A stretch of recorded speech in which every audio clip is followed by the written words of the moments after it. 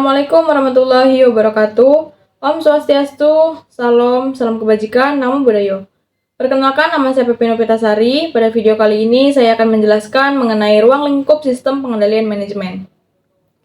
Ruang lingkup sistem pengendalian manajemen perusahaan melibatkan beberapa elemen utama yang fokus pada pengendalian proses bisnis yang untuk memastikan bahwa organisasi berjalan sesuai tujuan dan strateginya. Pengendalian manajemen ini diperlukan untuk memastikan bahwa setiap bagian dalam organisasi bekerja secara efisien, efektif, dan selaras dengan tujuan perusahaan. Strategi perencanaan dan pengendalian. Penetapan tujuan jangka panjang pengendalian manajemen dimulai dari perencanaan strategi proses, yaitu untuk menentukan tujuan jangka panjang perusahaan serta bagaimana cara untuk mencapainya. Strategi pengembangan. Pengembangan strategi melibatkan penentuan cara-cara yang akan digunakan perusahaan untuk bersaing di pasar dan mencapai tujuan organisasi ini mencakup strategi pemasaran, pengembangan produk, dan serta analisis pasar. Strategi evaluasi kinerja. Sistem pengendalian juga cukup mekanisme evaluasi kinerja strategi untuk melihat apakah pelaksanaan strategi telah berhasil atau perlunya perbaikan. Pengendalian operasional. Penganggaran. Proses penganggaran merupakan salah satu komponen utama dalam pengendalian operasional yang mencakup alokasi sumber daya, perencanaan pengeluaran, dan estimasi pendapatan. Penganggaran membantu perusahaan untuk mengendalikan biaya dan memaksimalkan keuntungan. Pemantauan proses produksi. Pengendalian operasional juga mencakup pemantauan proses produksi untuk memastikan setiap tahap produksi berjalan sesuai standar kualitas atau efisiensi waktu. Penanganan masalah operasional menyediakan prosedur dan kebijakan untuk menangani masalah yang muncul dalam kegiatan sehari-hari perusahaan. Pengendalian keuangan, analisis laporan keuangan. Analisis laporan keuangan membantu perusahaan memahami posisi keuangan dan kinerja bisnis dari waktu ke waktu, serta memungkinkan manajer untuk mengambil keputusan yang didasarkan pada data keuangan. Pengendalian arus kas. Pengelolaan arus kas yang baik penting untuk memastikan bahwa perusahaan memiliki likuiditas yang cukup untuk membiayai operasional dan investasi. Manajemen risiko keuangan ini mencakup pengendalian terhadap risiko-risiko keuangan seperti fluktuasi nilai tukar, perubahan suku bunga, atau risiko kredit pelanggan. Pengendalian sumber daya manusia atau MSDM.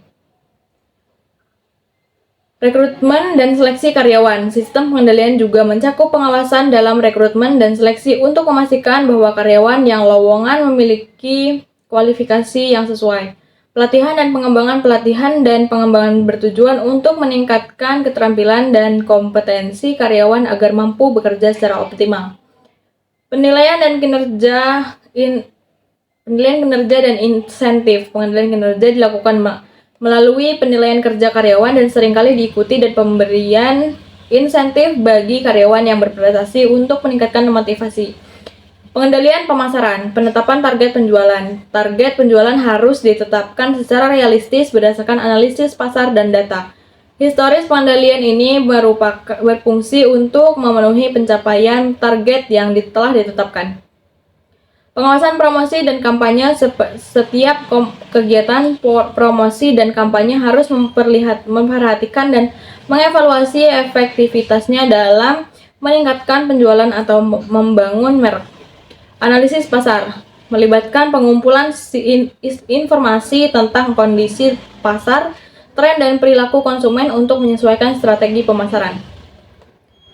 Pengendalian teknologi dan informasi. Pengelolaan sistem informasi. Pengendalian ini memastikan bahwa sistem informasi di perusahaan berjalan dan data yang dihasilkan dapat diandalkan keamanan data, mengelola dan mengamankan data perusahaan dari akses yang tidak sah atau kebocoran data.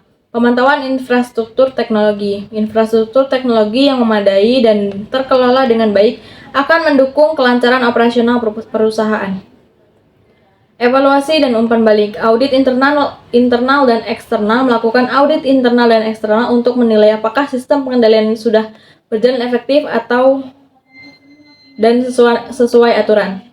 Pelaporan kinerja. Laporan kinerja secara berkala memungkinkan manajemen untuk mengaktifkan pencapaian target dan memperbaiki kekurangan. Penyesuaian kebijakan dan strategi. Dari hasil evaluasi, perusahaan dapat melakukan penyesuaian kebijakan, prosedur, atau strategi untuk mencapai hasil yang lebih baik. Pengendalian manajemen perusahaan mencakup pengawasan dalam berbagai aspek bisnis, mulai dari perencanaan strategis, operasional, keuangan, dan SDM. Melalui sistem pengendalian yang terstruktur, perusahaan dapat memastikan bahwa setiap aspek operasional berjalan efisien, efektif, dan sesuai tujuan, serta siap menghadapi perubahan lingkungan bisnis. Sekian materi yang dapat saya sampaikan, semoga bermanfaat. Saya akhiri. Wassalamualaikum warahmatullahi wabarakatuh. Om Swastiastu, salam kebajikan, namo buddhaya.